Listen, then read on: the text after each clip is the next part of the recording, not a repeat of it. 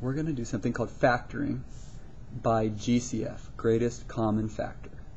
The largest number factor that is in common. So look at these two. We're trying to think of a number that goes into these two. So 1 always goes into everything. Next number would be 2. 2 goes into both those, but let's see if there's something bigger. 3 does not go into that. 4 goes into 4, and 4 goes into 12. So my number that goes into both 4 and 12 is 4. 4 goes into both those. And that's the largest. It's the greatest common and shared factor, which is number that goes into both. Next, you look at the x's. And you look, okay, what's the lowest power squared, x squared? So the lowest power is the greatest thing in common, meaning this has an x squared. Since this is x to the fourth, that for sure has x squared, it actually has more.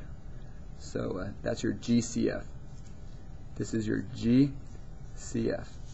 And what we do by factoring, what we're doing here, is we're going to pull out that GCF out of both pieces. And when we pull out the GCF, okay, you pull a 4x squared out of this.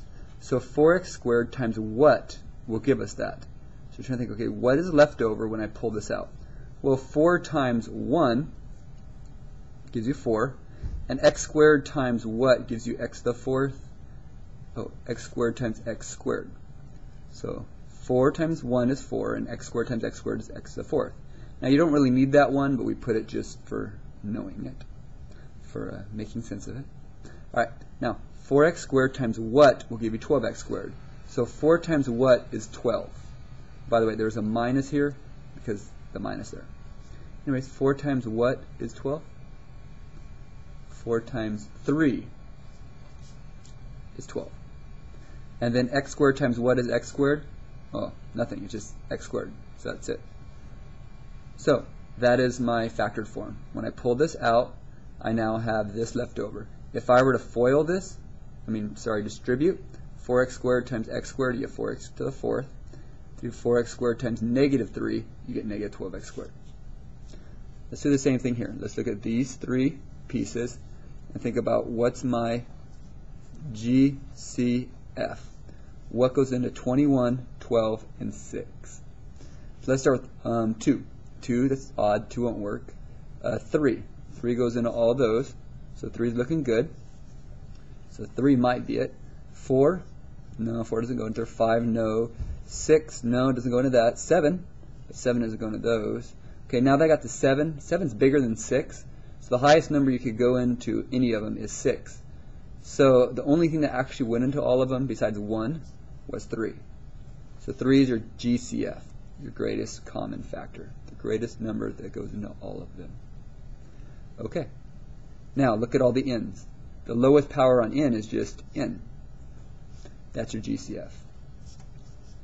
Now we're going to find out when you pull out 3n what's left over. When you pull out the 3n, what is left over? Okay, 3n times what will give you 21n to the third? So 3 times what gives you 21? I think it's 7. Yeah, 3 times 7 is 21.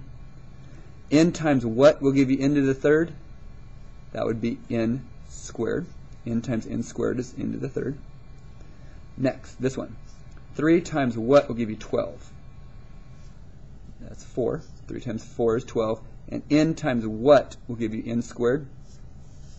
N times n will give you n squared. And then the last piece, 3 times what will give you negative 6? I think that's a 2. And n times what is n? It's 1, so you don't really need anything. And again, that's a minus because that's a minus. That's a plus because that's a plus. So let's double check. Is 3n times 7n squared 21n to the third? Yeah. Is 3n times 4n 12n to the second? Yep. And is 3n times 2 negative 6n? Yeah, negative 2, negative 6n. So we're good.